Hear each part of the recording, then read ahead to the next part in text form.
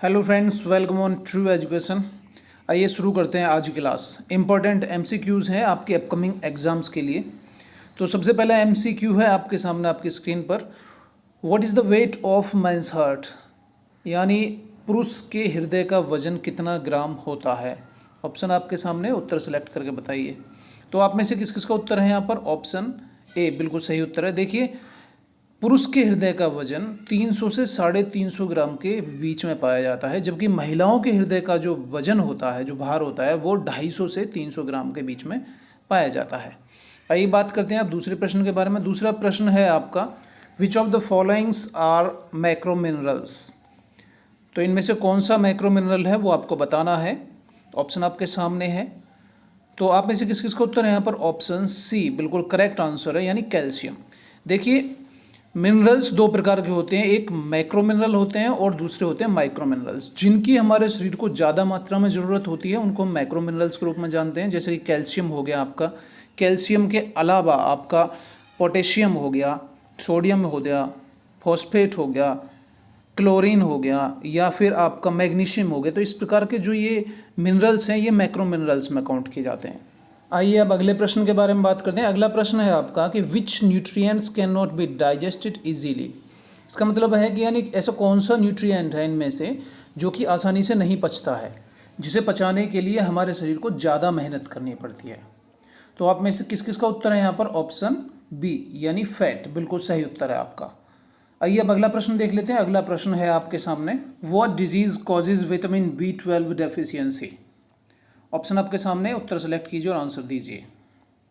तो आप में से किस किस का उत्तर है यहाँ पर? ऑप्शन बी यानी एनीमिया बिल्कुल सही उत्तर है आपका, अगर आपने ये सिलेक्ट किया है तो। आइए अब अगले प्रश्न के बारे में बात करते हैं। अगला प्रश्न है आपका आपके सामने, from which nutrient does the normal person get about 60% of energy daily. यानी एक सामान्य व्यक्ति को रोजाना लगभग 60% जो ऊर्जा मिलती है वो किस न्यूट्रिएंट से मिलती है। ऑप्शन आपके सामने, उत्तर सेलेक्ट कीजिए और आंसर दीजिए। तो आप में से किस किस का उत्तर है यहाँ पर? ऑप्शन बी यानी कार्बोहाइड्रेट्स बिल्कुल सही उत्तर है आपका। आइए अब अगला प्रश्न देख लेते हैं। अगला प्रश्न भी आपका कार्बोहाइड्रेट्स से ही रिलेटेड है। अगला प्रश्न है कि which statement about simple carbohydrates is false.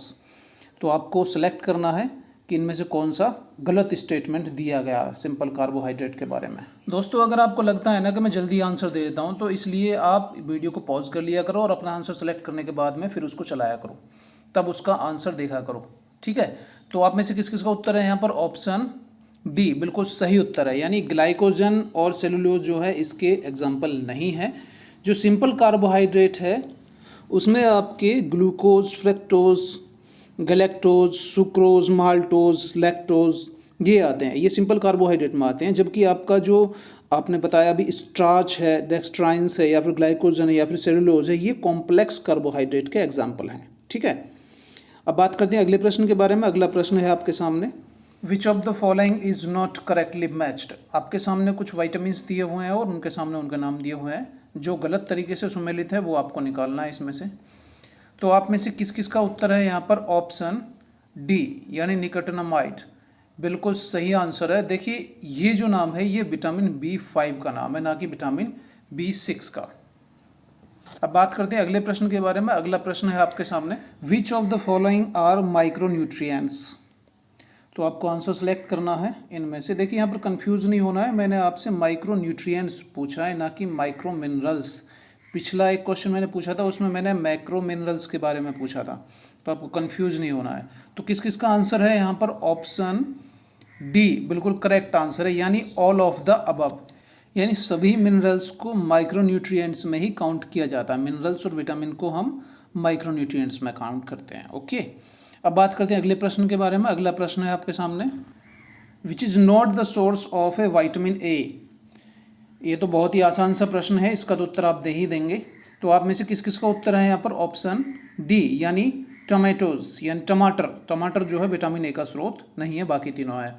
बात करते हैं अगले प्रश्न के बारे में। अगला प्रश्न है आपका, protein is made up of, यानी प्रोटीन किस किस चीज़ से मिलकर के बना है आपको बताना है। ऑप्शन आपके सामने है।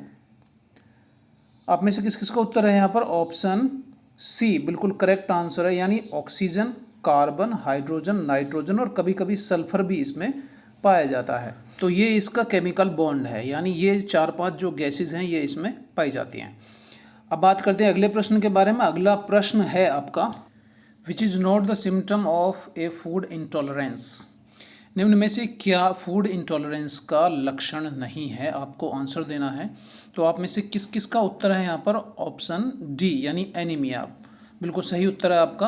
यानी देखिए वॉमिटिंग होती है फूड इंटॉलरेंस की वजह से, नोसिया भी हो जाता है, डायरिया हो जाता है, कॉन्स्टिपेशन होता है, अपच हो जाती है, पेट के अंदर गैस बनती है ना, बहुत सारी प्रॉब्लम्स हो जाती हैं, लेकिन एनीमिया इसका लक्षण नहीं है। आइए अब बात करते हैं अगले प्रश्न के बारे में। अगला प्रश्न है आपका कि what can happen if the body does not get proper amount of fibre. यानी अगर हमारे शरीर को प्रॉपर अमाउंट में फाइबर नहीं मिलता है तो हमारे शरीर में क्या क्या प्रॉब्लम हो सकती है, क्या प्रॉब्लम हो सकती है। तो ऑप्शन आपके सामने, आंसर सेलेक्ट कीजिए। आप में से किस किस का उत्तर है यहाँ पर? ऑप्शन डी यानी बिल्कुल सही आंसर सेलेक्ट किया है आपने, ऑल ऑफ द अबव। देखिए ओबेसिटी हो सकती है, आंतों का कैंसर हो सकता है, हार्ट की प्रॉब्लम हो सकती है, और भी बहुत सारी प्रॉब्लम हो सकती है। तो फाइबर हमारे लिए बहुत ज़्यादा जरूरी चीज़ है। अब बात करते हैं अगले प्रश्न के बारे में। अगला प्रश्न है आपका, what does the body benefit from roughage और फाइबर। तो रफेज और फाइबर से हमारी बॉडी को क्या क्या फ़ायदा मिलता है उसके बारे में आपको बताना है। तो आप में से किसका उत्तर है यहाँ पर? ऑप्शन डी बिल्कुल करेक्ट आंसर है, यानी सभी उपरोक्त सभी जो भी दिए गए हैं ये सभी फायदे हमारी बॉडी को होते हैं। डाइजेस्टिव सिस्टम हमारा ठीक रहता है, कोलेस्ट्रॉल लेवल सुधरता है, और हमारा वेट भी कंट्रोल होता है फाइबर से। ठीक है, अब बात करते हैं अगले प्रश्न के बारे में। अगला प्रश्न है आपका, which of the following is not a symptom of food intolerance. यानी इनमें से कौन सा फूड इंटॉलरेंस का लक्षण नहीं है। तो आपको उत्तर देना है। आपका किसका उत्तर है यहाँ पर? ऑप्शन डी बिल्कुल करेक्ट आंसर अगर आपने ये सिलेक्ट किया है। देखिए फूड इंटॉलरेंस की वजह से नर्वसनेस होती है, क्रैम्प्स होते हैं, हेडेक होता है, स्टमक पेन होता है, और भी बहुत सारी प्रॉब्लम होती है जो मैं पहले आपको बता चुका हूँ।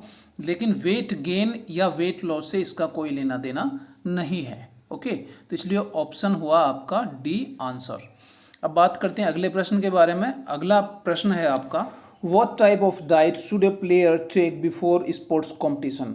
यानी स्पोर्ट्स कॉम्पिटिशन शुरू होने से पहले एक प्लेयर को किस प्रकार की डाइट लेनी चाहिए, वो किस प्रकार की होनी चाहिए। यानी उसमें हाई सोर्स ऑफ प्रोटीन होना चाहिए, फैट होना चाहिए, सिंपल कार्ब होना चाहिए, विटामिन होना चाहिए।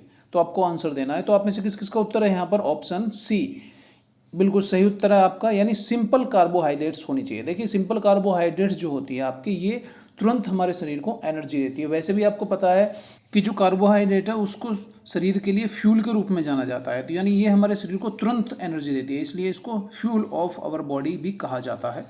आइए अब बात करते हैं अगले प्रश्न के बारे में। अगला प्रश्न है आपका कि विच of the following is not the pitfall of dieting. तो इसमें से आपको सेलेक्ट करना है कि डाइटिंग का पिटफॉल कौन सा इसमें से नहीं है। तो दोस्तों आप में से किस किस का उत्तर है यहाँ पर? ऑप्शन डी यानी टेकिंग फूड सप्लीमेंट्स, बिल्कुल करेक्ट आंसर अगर आपने सिलेक्ट किया है। देखिए जो पिटफॉल ऑफ डाइटिंग है उसमें लोग अपना फूड छोड़ देते हैं खाना, कुछ न्यूट्रिएंट्स जैसे फैट हो गए, कार्बोहाइड्रेट्स हो गए, इस प्रकार की चीज़ों खाना बंद कर देते हैं, यानी वो कैलोरीज का एक्सट्रीम रिडक्शन करना शुरू कर देते हैं। तो बहुत सारे लक्षण हैं जिनकी वजह से पिटफॉल ऑफ डाइटिंग जाना जाता है, लेकिन जो फूड सप्लीमेंट लेना ये पिटफॉल ऑफ डाइटिंग नहीं है, इसलिए ऑप्शन डी आपका बिल्कुल करेक्ट आंसर है। आइए अब बात करते हैं अगले प्रश्न के बारे में। अगला प्रश्न है आपका कि व्हाट इज मल न्यूट्रिशन, यानी मल न्यूट्रिशन क्या है। ऑप्शन आपके सामने, बहुत ही सिंपल सा क्वेश्चन है, आप इसको आंसर दे ही देंगे, ये तो आपको पता भी होना चाहिए। तो आप में से किस किस का आंसर है यहाँ पर? ऑप्शन डी बिल्कुल करेक्ट आंसर है, यानी ऑल ऑफ द अबव, यानी सभी। देखिए अगर कोई व्यक्ति ज़्यादा खाता है, ओवर न्यूट्रिशन लेता है, तो भी उसको कुपोषण हो सकता है। अगर कोई व्यक्ति कम न्यूट्रिशन लेता है, उसको लैक ऑफ न्यूट्रिशन है, तो भी उसको कुपोषण हो गया, यानी उसको कोई ना कोई बीमारी हो जाएगी। अगर वो अशुद्ध भोजन खाता है, अशुद्ध पर्यावरण में वह रहता है, तो उसकी वजह से भी उसको मल न्यूट्रिशन हो सकता है। इसलिए ऑप्शन डी आपका बिल्कुल करेक्ट आंसर है, यानी ऑल ऑफ द अबव। देखिए दोस्तों हमने अभी तक 5-6 वीडियो पहले बना दी हैं यूनिट फर्स्ट और यूनिट सेकंड के ऊपर MCQs की, और ये जो हमारी पूरी की पूरी जो आज की क्लास है ये हमारी चैप्टर 2 यानी यूनिट सेकंड पर ही बेस्ड है। सारे क्वेश्चन हमने यूनिट सेकंड से लिए हैं। तो आप हमारी पिछली वीडियो देखेंगे तो वहाँ से आपको बहुत सारे और क्वेश्चंस आपको मिल जाएंगे, वो मैं लिंक आपको डिस्क्रिप्शन में दे दूंगा, वहाँ से जाकर के आप सारी वीडियो देख सकते हैं। तो दोस्तों आशा करता हूँ कि आपको आज हमारी ये वीडियो पसंद आई होगी। और अगर आपको हमारा ये वीडियो अच्छा लगा है तो please like our video and subscribe our channel for upcoming videos, जिससे कि आपके पास हम नए नोटिफिकेशन पहुंचा सकें और आप अपने एग्ज़ाम्स की बहुत अच्छे से तैयारी कर सकें। कोई भी क्वेश्चन आपका छूटे ना और अच्छे से आपकी तैयारी हो, इसी उम्मीद के साथ हम ये वीडियो बना रहे हैं। तो आशा करता हूँ आप सभी हमारे साथ जुड़े रहेंगे। तो मिलते हैं फिर हम आपसे ऐसी ही नेक्स्ट एजुकेशनल क्लास में। तब तक के लिए thanks for watching, take care, see you soon. Vande Mataram, जय हिंद।